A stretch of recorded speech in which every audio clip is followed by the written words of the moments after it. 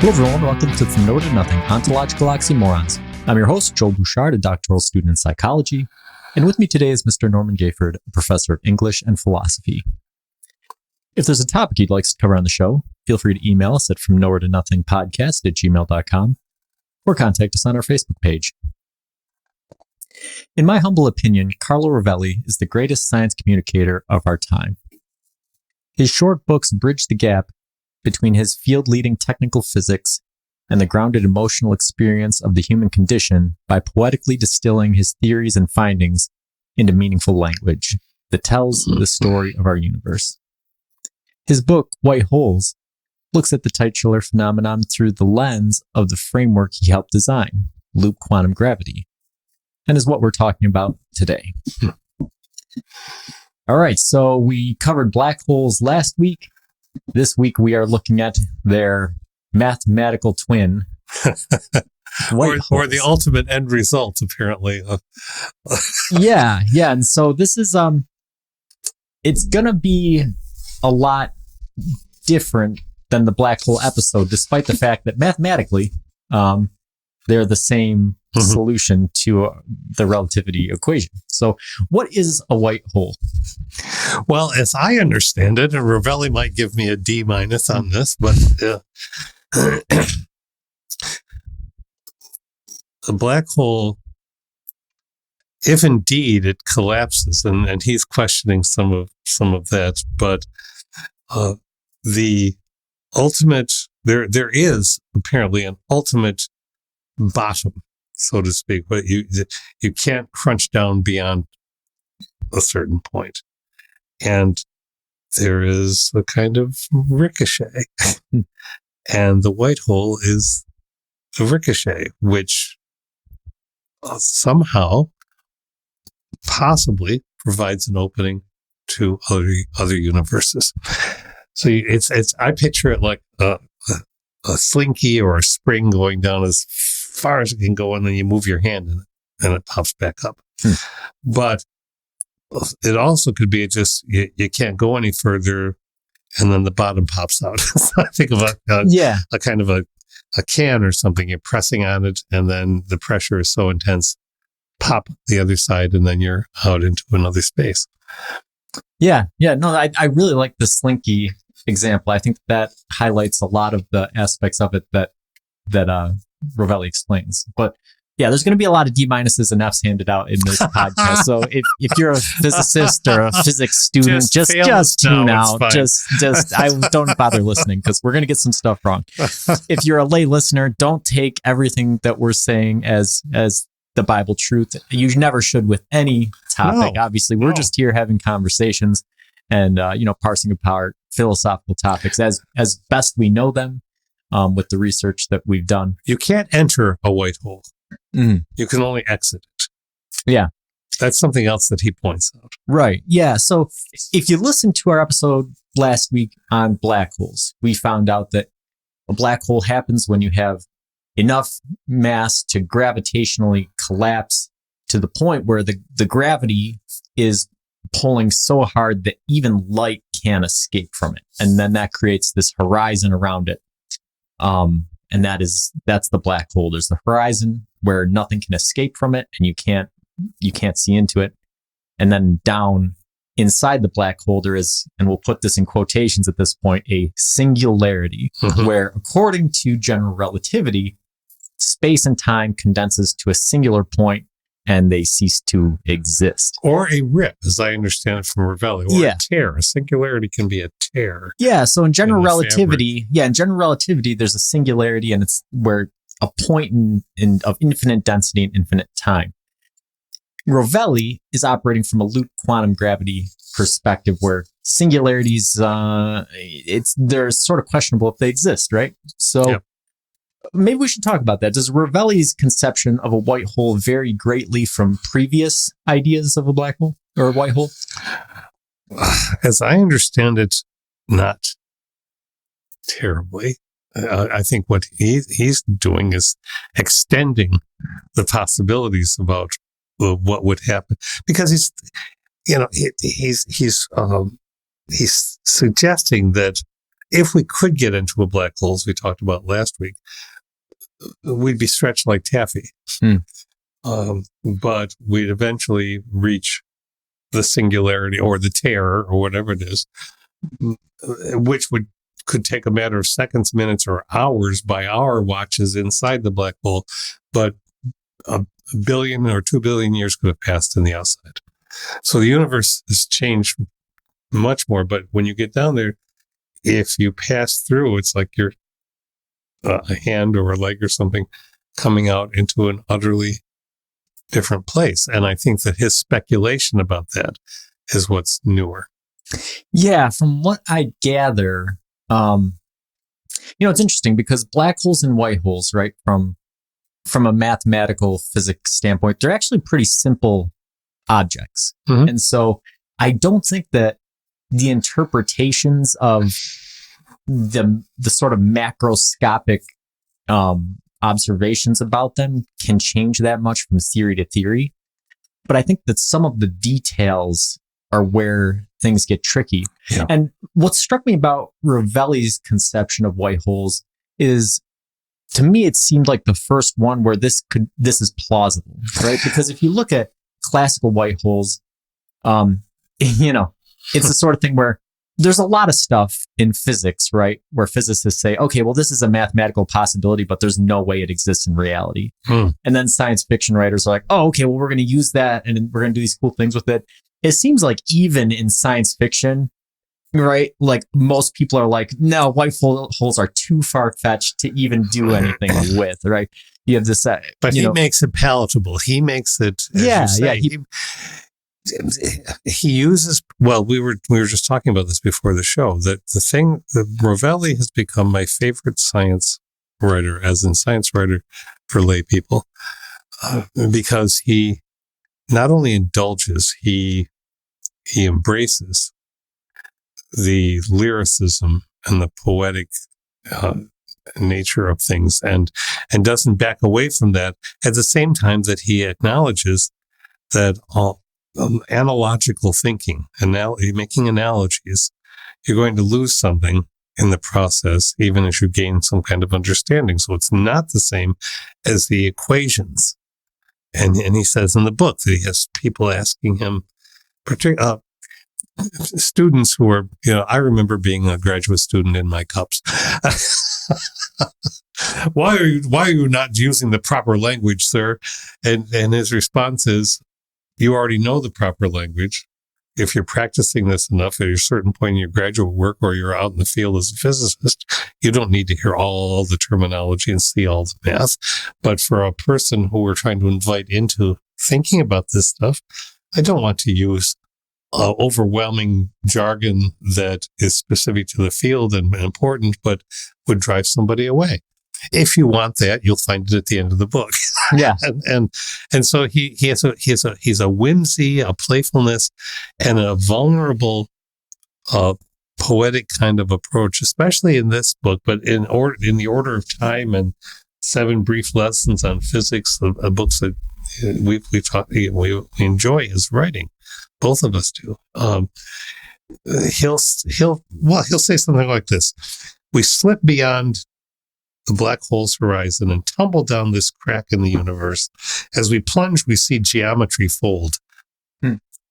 That's an intuitive thing that you feel like, if you look at it long enough, you say, I don't know what that means. But if you just hear it poetically, anybody's ever taken geometry, you think, okay, eventually you start to think of the whole universe as made of shapes, and they fold.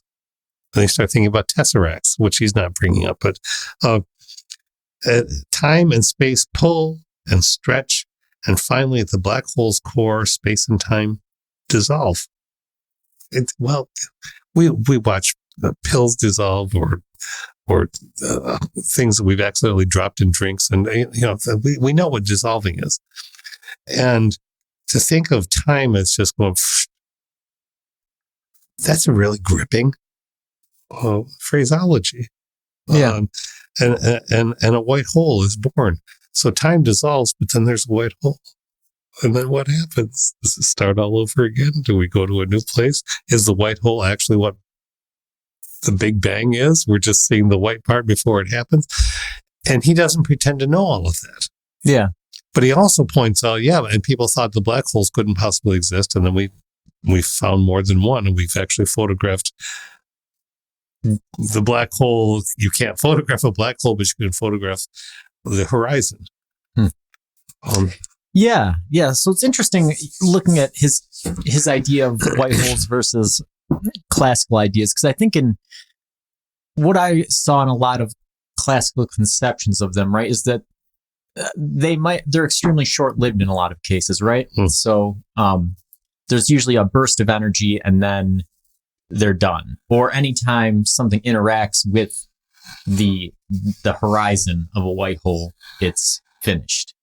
Or, there's a lot of, in some mathematical conceptions of it, there's so many qualifiers that make it fragile. If it's too large, it just collapses back into a black hole, right?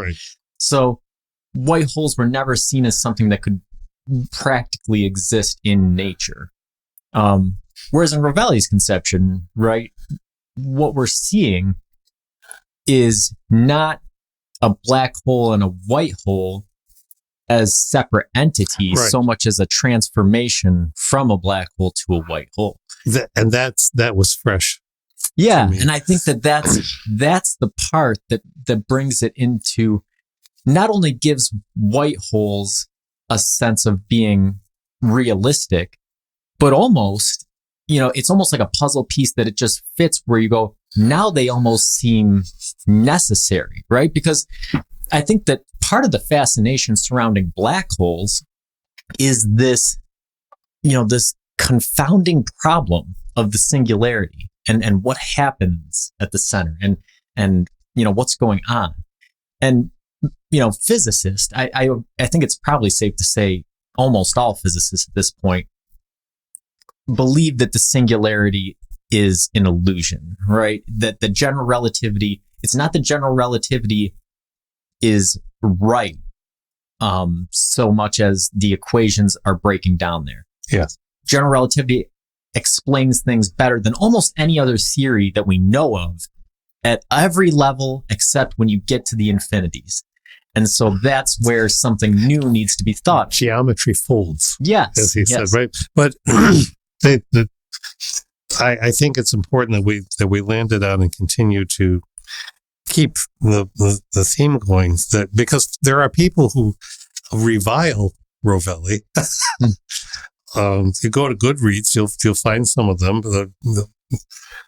There are some really interesting, if totally speculative, cosmology and astrophysics here, but there was an awful lot of poetic waffle surrounding it. Oh, poetic waffle, watch out!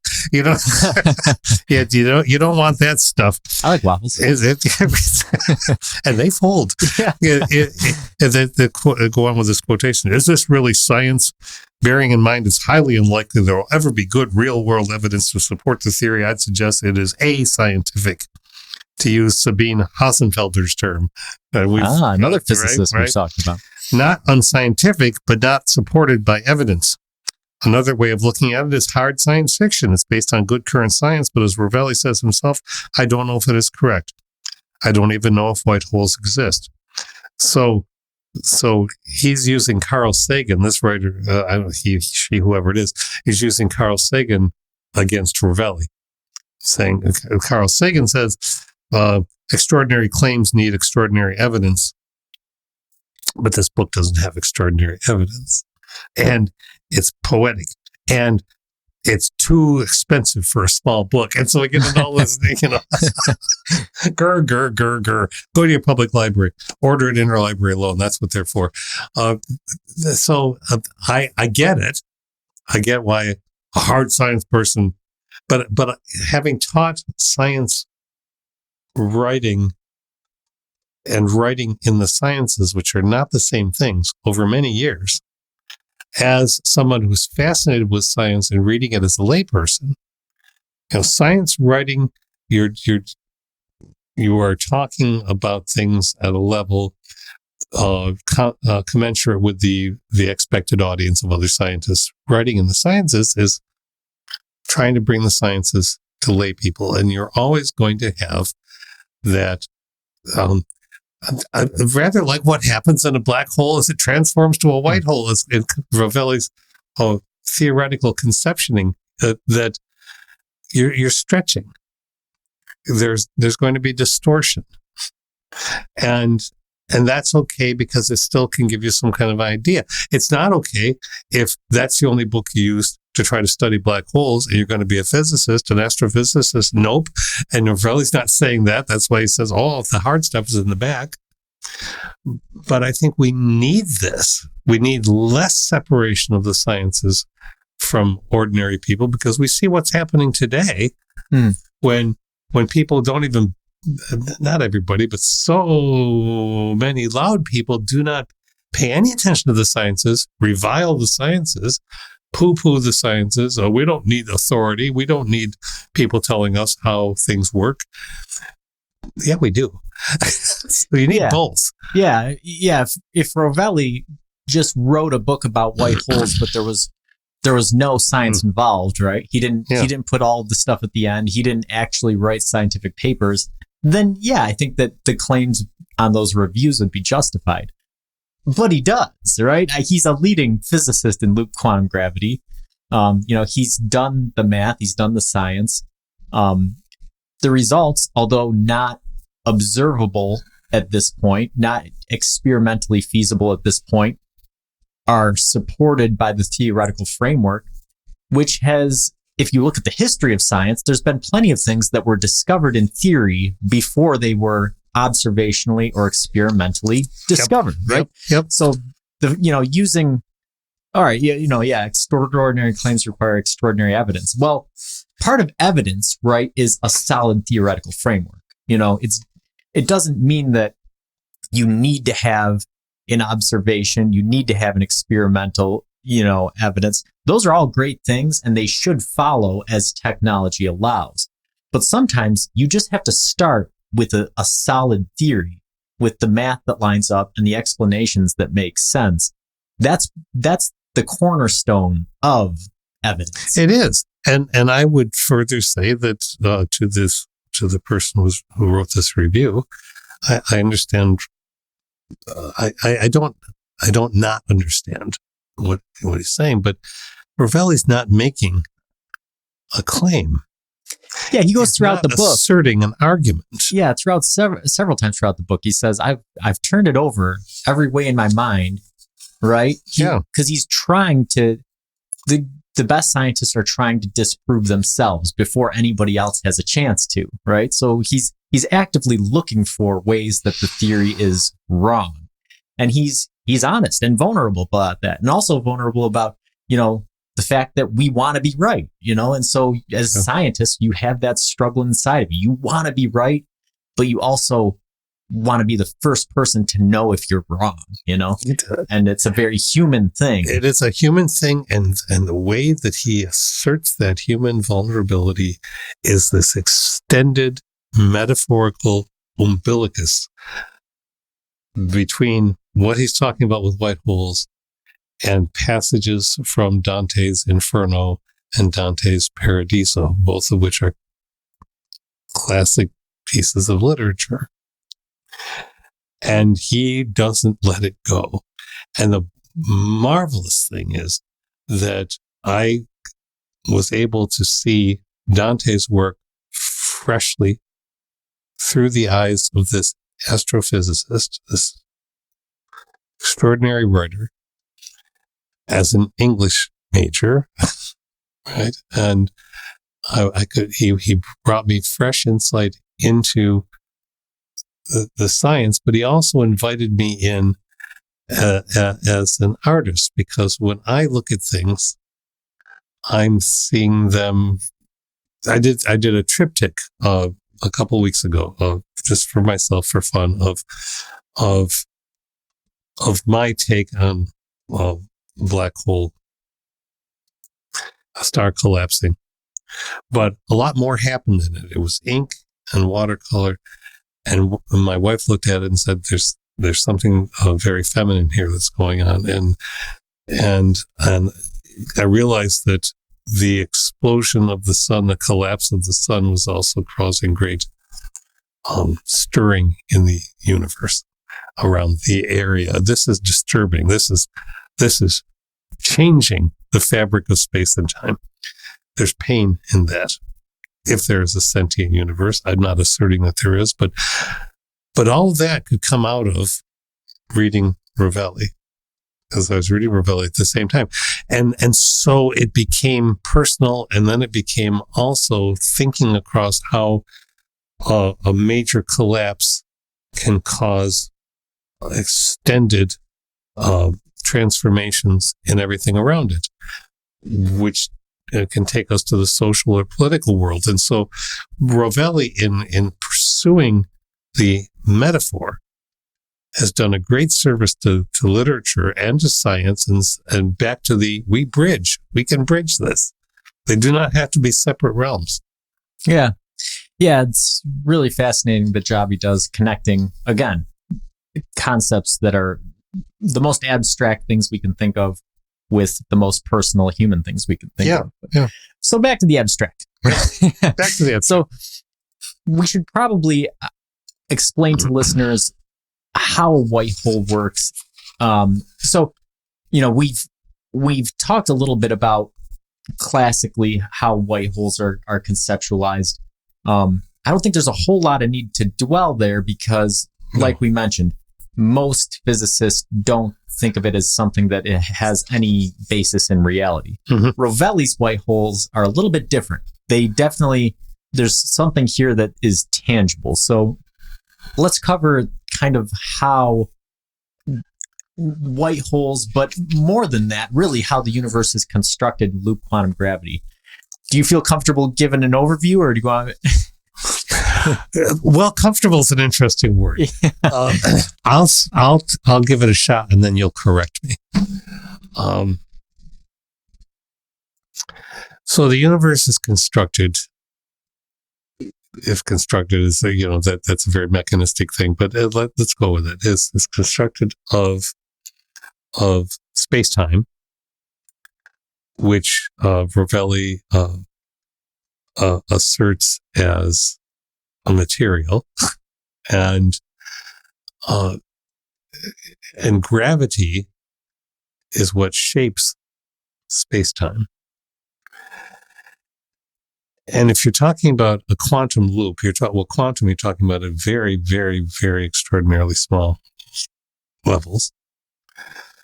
But I'm going back to the slinky, or anything that you can think of as an oscillation. The utter collapse into the most intense gravitational zone you could find loops back to material being ejected into another space, which then is going to create more gravity eventually. And he does go back to beginnings of the universe, but he's one of these writers scientists who suggest that a beginning, not the beginning. And there can be many beginnings, because as we talked about last week, we've mentioned in earlier episodes, there is at least one set of theories that floating out there that we may actually be inside a black hole, seeing the universe from the unique perspective of that, which means there are many universes, because ours would then be inside the black hole, and eventually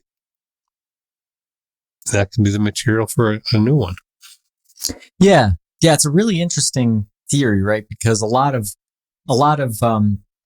other quantum theories and relativistic theories, right? They don't assert that space is made out of stuff, right? Space is just what holds stuff. Loop quantum gravity says no, space is itself stuff. Yeah. And so if it is itself stuff, then you can't make anything smaller than what space is made out of. And so that changes, and that's really how they solve the problem of the singularity that's presented by relativity, right? Mm-hmm. Because in relativity, if you have a singularity, which is an infinite point of density where time ceases to exist, well, that doesn't work in loop quantum gravity, because if you have discrete, pieces of space, then theoretically you compress them to a point where you can't compress them anymore because they're actually made out of stuff. So that's where the slinky and works really well. Weaving because the spin. Well, I conflate these terms sometimes. As I understand it from Rovelli's work, which is what he's so well known for, is that there are finite loops built into the smallest levels of what is sometimes called quantum foam or spin foam. Again, all of these terms are so remarkably childlike in the best ways. It's like kids playing. What do we call this? Oh, let's call it, and I know there are some reasons that people have come up with call things quarks and other terms, but to think of the universe as made out of ultimately this material that has loops and foam, you start to think about, look really closely at, if you know anyone who does knitting, or you know anyone that does weaving, look really closely at something on a loom. Get up. I've done this. Get up with a magnifying glass and look at a piece of work that's unfinished on a loom, and you see tendrils, and you see holes that are not of equal size, and by looking at that, I think it helps. Yeah, because that's where loop quantum gravity comes from, right? Is that the space is woven out of loops, right? The discrete pieces of space are woven together in these loops that make up reality. So, yeah, it gets rid of the singularity problem, because if space is made out of stuff, you compress stuff. Well, you can't compress stuff infinitely. You can compress it very far, much farther than Einstein thought we could. But eventually there comes a point where it can't be compressed any further. And then once it reaches that point, well, what has to happen? A bounce, right? And so, Rovelli's thought is influenced by a physicist that we've talked about in his ideas on the show before, Roger Penrose, right? Who has the idea of the big bounce versus the big bang, right? The idea that, the big bang was essentially, right, a white hole displacing all matter into the universe, right? And that this will be a cyclical phenomenon. Whether there's a big crunch where all the gravitational mass of the universe collapses back in and then bounces again, which we're discovering is probably not the case, or whether if the gravitational mass of the universe isn't sufficient to pull it back in, if it disperses out widely enough, equilibrium and thermodynamics will eventually make the universe into a state where it's in complete equilibrium and there is nothing, which coincides perfectly with the initial conditions of the Big Bang, and then it starts again. Mm-hmm. Which in that theory, I like that one better, right?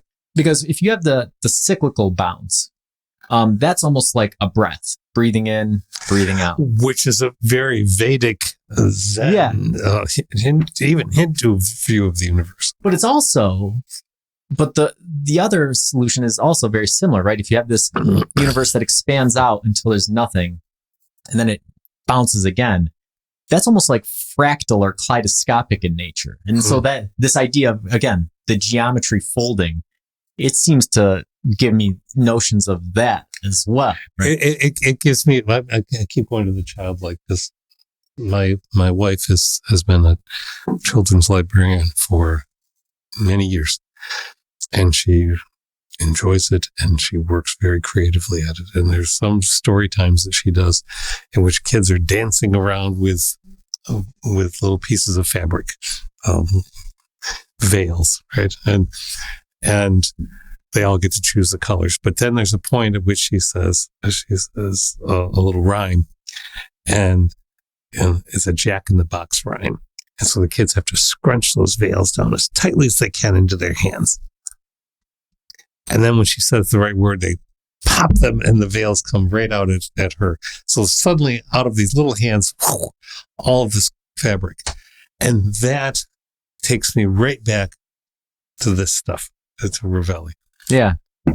Yeah. And so there's a lot of implications of that. And we mentioned some of them briefly at the beginning. We'll start getting into some of them now. But yeah. I think that the big question at this point is, in both general relativity and quantum mechanics, space and time cease to exist at the singularity, at the point in which either in general relativity, you have an infinite point of density and space, or in loop quantum gravity, where the bounce occurs and the laws of relativity are violated. Regardless, at each one of these points, right, space and time cease to exist. Philosophically, what do we make of that? Well, it's a stunning concept, isn't it? Because it's rather asking us to climb out of every box there is, to get outside of everything that we know. And that takes work. And I think the thing I would say about this is where pop culture has given us some help. And interestingly, it's where pop culture of a very, it can be very theocratic, but also pop culture that's just like Marvel. Okay, so often in television, in movies, if people have died or if they're close to death, the directors, the scriptwriters, and so on will put the figure of the character into a complete white zone. Sometimes there's music, sometimes there's not. There are no walls. There's no point of reference. You're just there. And sometimes then the writers will you'll be fading into a place where you want to be, but you know this isn't right, that I can't be there. It's very dreamlike. And sometimes it's just, I'm in this utterly white zone, but then I get pulled back. But each of those conceptions, and we've seen many, many over the years, that is what I use to try to picture what Rovelli's talking about with the utter dissolution of space and time. But it could also be like the walls of this studio, the checkerboard. Because if you look at a checkerboard, let's suppose the floor was a checkerboard, the ceiling's a checkerboard, it starts to, you start to lose the boundaries. Yeah. Right. So an optical illusion. But if Rovelli is right, if the physicists who talk about this is right, it might not be an illusion. Presumably, and this is where I think the critic was arguing that humans are not going to go down through a black hole to see this. He's taking us down through to help us try to see it. We're really not going to drive a ship down through and see it. And that's what people will say. Well, then why are we even bothering to talk about it? Because it makes us wonder. Because if you start to think, even for a moment, space and time might not exist. Whether you think that's heaven or hell or just an existential, fascinatingly interesting zone, it would, when you pull back out of thinking about that, you re-see what's around you and you realize, okay, when we're done in this particular pub, when the doors close on us, is it all done? We lose complete sentience. Nothing happens. Do we go somewhere else? Where do we go? Yeah, no, I think that you're right on, right? Because, and that's what I was mentioning earlier in the show, is the fascination with black holes, I think, boils down to the singularity and then the the perceived infeasibility of the white hole.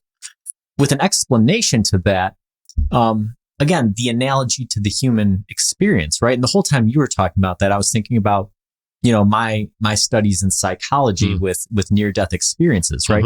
What are the characteristics of getting closer to a singularity? Time slows down, space ceases to exist or becomes stretched. Well, that's what happens in a near-death experience, right? People who have these experiences, time comes to a stop, right? They review their whole lives. All these things happen. The space that they are in ceases to exist, right? Sometimes they are outside of that space. Sometimes they're in a different space, right? So our experience mirrors that, and death is the singularity of the black hole, right? And I think that a lot of us wonder, is there an Einstein-Rosen bridge to a white hole somewhere beyond, right? And so that is it, right? This abstract, abstruse concept that really shouldn't have any any meaning to anybody but physicists fascinates the imaginations of many people on Earth, and I think that is the sort of Jungian a subconscious that is surrounding it, is this analogy that we draw between our experiences and the universe. And it's wonderful that you mentioned that Jungian point, because if it is something that's in a collective unconscious, then we have developed in that part of our minds, our brains, a vocabulary of images and archetypes that help us try to come to terms with things. And so the science can speak to us. It's not going to give us answers. It's going to give us more possibilities, and that can frustrate people. But just to think about it freshly is worth it itself. And so that, when he's going back to the Dante again, Dante's the journey in these books is through a twisted tunnel of layers of hell that you finally come through to the other side and emerge into a paradise. And that's why it can work for Rovelli. Is, okay, maybe we go through a bunch of things and then we emerge somewhere else.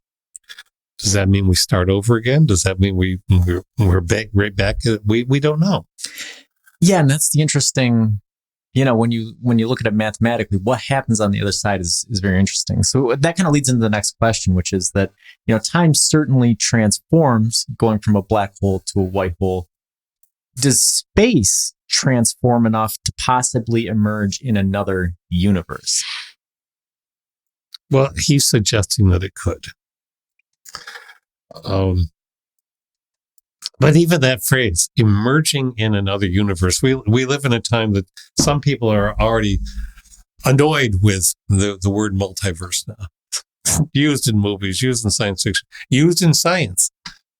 Okay, we're done with that because we've heard it too much. That's ridiculous. The human incapacity for patience and long-term thinking.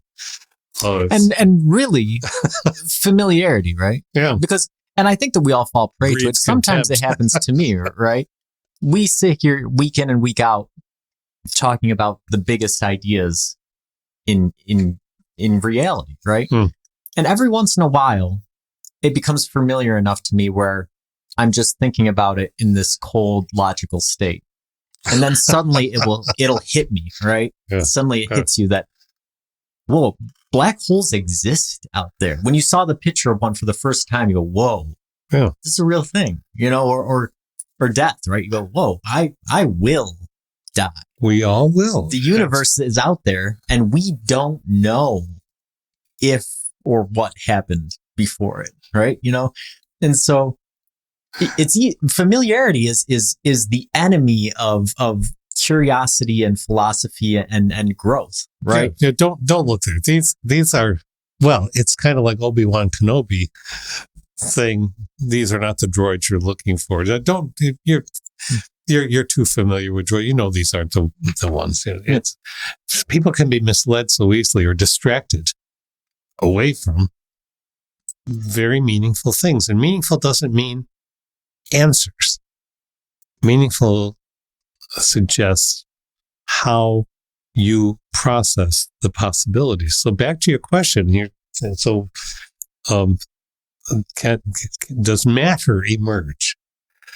And Rovelli suggesting that it could, but what does it mean to emerge in another universe? Is that universe going to look like ours? Who knows? Is that universe parallel in the sense that there are others of us, iterations of us throughout it seems possible, according to some folks. Yeah, I think it's interesting because I want to dig into this a little bit more. So to give a recap, because I don't know that we've done it well enough at this point in the episode. But so the way Rovelli conceptualizes it, right, is there's black holes out there and they have the horizons. And so as you approach the horizon, time begins to slow to an outside observer watching you. Yes. But for you, your watch runs normally. You experience things as normal. You reach the event horizon. Nothing special happens for you. Once you cross into that zone where you can no longer leave again, you continue to experience time as usual. But the people outside see you frozen in time for eternity, right? Right. Or at least until the black hole evaporates or bounces into a white hole. So once you cross that event horizon, and this was sort of the terrifying part to me, right? Is when you get there, you will be experiencing the star collapsing, right? So that's horrifying to me. It should be. But so here's the thing: that black hole, right, could be, and we are discovering them. And this is another. To me, I'm very interested to see where the field of loop quantum gravity goes in the next few years, because we're discovering supermassive black holes that are 13 billion years old, almost to the beginning of the universe. And almost every other paradigm in physics is going, these can't exist. Right. Whereas loop quantum gravity is saying, there might be supermassive black holes older than the universe. And you go, oh, okay, well, and everybody else is going, there's no way these things could accrete enough mass in this amount of time to get this big. But loop quantum gravity, right? So if you have a black hole that's old, right? So 13, and these weren't made by stars. So I should stop right there. If we're talking about a stellar mass black hole, you might see one that's billions of years old. When you cross the event horizon, you see the star collapsing. And a lot of people go, well, how can the star still be collapsing after 4 billion years? Well, it's because time has slowed down so much. And you have to remember, if at the singularity, again in quotations, time stops, and the closer you get to the singularity, the more time slows down, then the 4 billion years outside that this black hole has existed is only fractions of a second down at the bottom. Yeah. So the star is still collapsing. For you, the star will always be collapsing, right? But once you approach that singularity, when you get to that point, the Planck scale, where you can no longer compress space and time any further. And again, you would not experience this. You would be vaporized. Right. But matter, energy, things in general, when they reach the Planck scale, and they can no longer be compressed any further, then they bounce back, which is why I think your slinky example is perfect, right? You take that slinky and you compress it. The space gets compressed and time gets compressed, but the energy is there. And then once it can't go any further, it has to bounce back. And when it bounces back, now the black hole is turned into a white hole. And so from that singularity, from that point, now everything must leave. You have a spontaneous ejection of matter, light, information. Right. And so nothing can enter through that horizon. So what I was interested about, and what Rovelli doesn't cover in the book, and what I want to dig into further is, now, is it that the black hole in our universe has now transitioned into a white hole? Because there's some interesting things that he says about that, where on the outside, when a black hole transitions to a white hole, nothing changes to the outside observer. If you see an accretion disk, well, on a black hole, the matter's falling in and heating up. On a white hole, the matter is coming out and contacting anything in the outside universe and burning up. If something is heading towards a black hole, you see it slow down until it stops. If something's leaving a white hole, time is still, gravity is still stretching time so much that as it's leaving, it appears to be frozen. And the time scales to our eyes, right, in the finite amount of time and space that we experience under lower relativistic conditions, are so different that there's to the outside observer, you don't see anything different.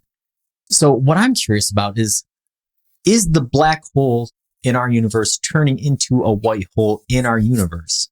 Or is the black hole in our universe turning into a white hole in a different universe, or in a different, at least in a different space and time in the same universe? I wasn't real clear on that, so I need to That's the part that I think is happening, the latter, the second thing you mentioned. And that's, to be honest, that's partly the slinky, the bounce.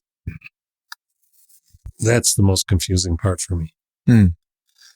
Because if matter is pressed so hard, because I think of a Play-Doh toy.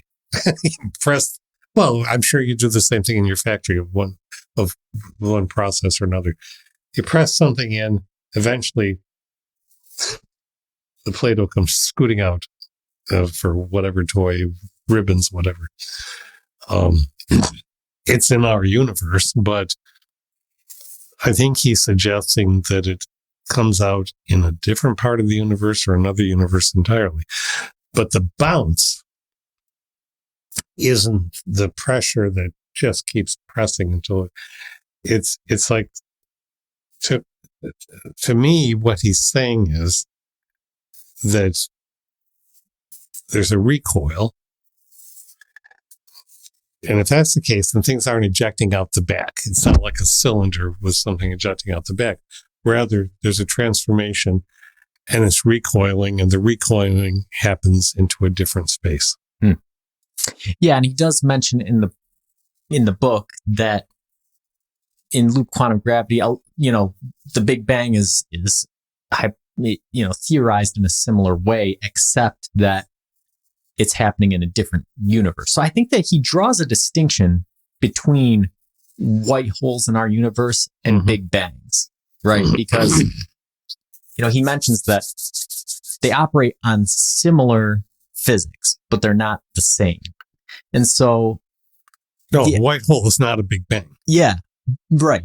But the physics of them are similar. So it's interesting, right? To think, okay, well, what separates the two, and what is going on? And I would say probably the most, I don't want to say obvious, because I don't think any of it's obvious, but it would just be the amount of matter that comes out. I mean, if you have a black hole at the center of the galaxy and is drawing a galaxy's worth of stuff into it, and eventually it all gets drawn in. If we go with Newtonian physics, and I don't know that we can about this, but let's just run with it for a second, a galaxy's worth of stuff would come out. Where it comes out is, we're not sure, but it wouldn't be an entire new universe being created by one black hole. Yeah, and from what he says later on in the book, or from one white hole, the black hole, the way that sort of works is the horizon radiates away. Hawking radiation shrinks the horizon. Yeah. But the inside of the black hole stays essentially the same. But then after the bounce, most of its energy has been radiated away. So the white hole itself is actually microscopic, right? It's something that's very small, and it radiates very weakly. So I think that the physics here, I think that it's very similar to looking at, a stellar mass black hole versus a supermassive black hole versus a Big Bang. right? The physics is similar, but the scales are so different that the outcomes are not the same. The formations and the outcomes are not the same. And this is the strength of the book again, because he's not trying to tell us this is exactly how it works or would work or might work. And that's why he keeps referring to his partner, his working friend, Hal. So, well, Hal and I would like this to be the case. We would like to live long enough to see this discovered, that kind of thing. But it also opens up the door to how many other things there are. Frozen, you've read about this. The hypothesis is that there can be a frozen star. We haven't seen one yet, but the science indicates it. We do know, and I think I sent this to you recently, that what's the proper word? Isotropism would indicate that when you're in any part of the universe, most of the universe essentially looks the same from wherever you are in the distribution of stars or those kind of things. But there's a very strange thing that's been found, again with the Webb. So there's this arc of galaxies. And then within 12 degrees of that in the sky, that you see going with the immense telescope power, there's a circle of galaxies. Billions of light years across. Nothing like it anywhere else in the sky. So the idea of isotropism may not be universal. And there's just going to be a lot of work about that because of that observation. Yeah, which to me, even before the discovery of the big arc and the big ring, always seemed like just the most arbitrary rule in physics. Like, why would we just assume that everything would be the same everywhere, right? Let's look and find. Right? Let's not guess how many teeth are in the horse's mouth. Let's go count them, right? And that's what this doctoral student is doing that discovered these two things, which again gives you answers that as a physicist who's trying to construct a framework and view of reality, you don't really want to hear because it throws a big monkey wrench into everything, right? But it throws a big arc into it. Yeah, but it makes everything much cooler. And unstable. Well, it's cooler to me anyways. And Rovelli talks about that in his book, right? He talks about how, lots of people are uncomfortable with not knowing stuff, but to him, it creates, I think he calls it a light dizziness. He does. It's a lovely term. Yeah. And that's what I get every week when we do the podcast, talking about things and discovering more questions rather than answers. But he brilliantly talks about time and the human condition at the end of the book. You want to recap that and discuss it for the audience? Yeah. I'm sorry, my voice seems to be doing something strange, which is why I'm defaulting to you talking more. But here's a quotation that helps us with this from the book. Who knows? Hal and I would love it if it were the case. Are they really out there? For that rapid first look, true love stories only open, never close. The story that I have told and retold in the writing and rewriting of these lines is hardly concluded. It is unfolding as ever. We look toward the mystery, trying to read the signs, peering through the dark. And that's a conclusion to a set of passages that say, well, maybe we will find these things. But essentially saying to me, but even if we don't, we're finding other things that are equally, eventually will be explicable. They may seem inexplicable now, but the science has got to keep opening our minds, not closing our minds. Yeah. And I love it. At the end there, he gets really philosophical, right? He starts talking about, he quotes Spinoza and Aristotle and these other people when he's talking about the issues that we have conceptualizing them. And really what it boils down to is time, right? How we struggle to conceptualize time as being differently from how we experience it. And he presents this really good illustration of how, because the equations in general relativity are time reversible. Anything should be able to go forwards or backwards in time, but that's not the way we experience it. And so he gives us this case study, right, of 2 tanks of water with a tube connecting them, and how if you open one tank of water, if you have one tank of water that's higher, has more water than the other, and then you open the gate between the two, the water will rush through the tube and create waves in the other tank until the tanks are the same size. Yeah. And he said that's the one situation where if you run it backwards in time, you see something that doesn't make any sense. Right? All of a sudden, you see the water in the one tank becoming agitated by itself and rushing through a tube into the other tank just as the gate closes. And he goes, well, that's free energy. That's entropy. That's thermodynamics. We've talked about this with the Boltzmann brain. Yeah. Right. And so this idea that, and we just mentioned it in the episode, actually, when we were talking about Penrose's idea of the big bounce, and how if the universe comes to a state of complete equilibrium where there's no difference, now it's actually the same as the water in the tank. Yeah, as the water in the tank. So basically, what it boils down to, right, is anytime there's in a disequilibrium, there's free energy. There's things are allowed to move. And he says, well, really, the universe and the stars moving and, cars driving and time passing and you and me talking and our whole lives are just free energy in the universe due to a disequilibrium in the past. Mm-hmm. And so there's just traces of the past in the present due to that free energy. We are essentially just a wave of rushing water in the tank of the universe.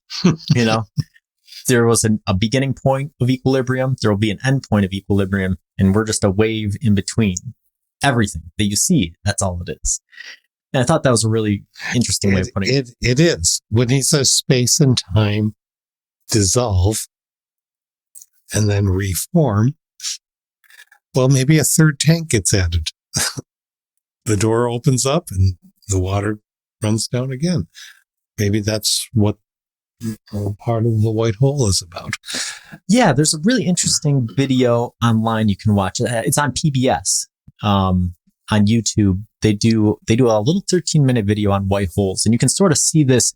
They do a really good job of visually demonstrating this with a Penrose diagram, which is a diagram that it's diamond shaped, that's intersected by an X and Y axis, and that shows, hey, this is the distant past, the distant future in time, and zero space and infinite space in time.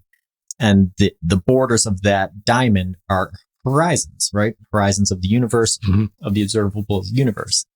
And when you enter a black hole singularity, you're going past one of those horizons.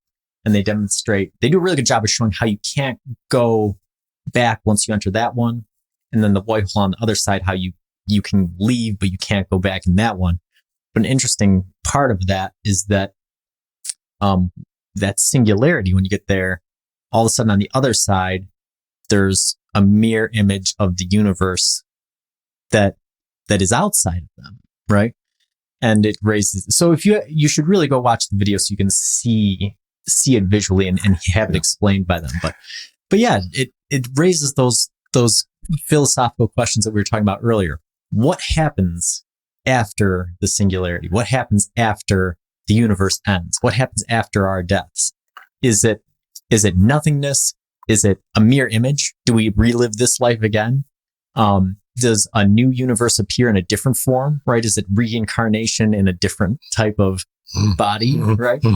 There's these parallels that you can draw and these questions that you can ask and these ways that you can conceptualize it that, again, seem very abstract, but in reality, it plays an enormous part in how you choose to live your life, right? It does. Because if you're an existential person and you say the only life we have is this one and there's no meaning except the meaning that I make and so on, then you can become a very moral or immoral or in between and everybody's a good guy sometimes and villain others and lots in between.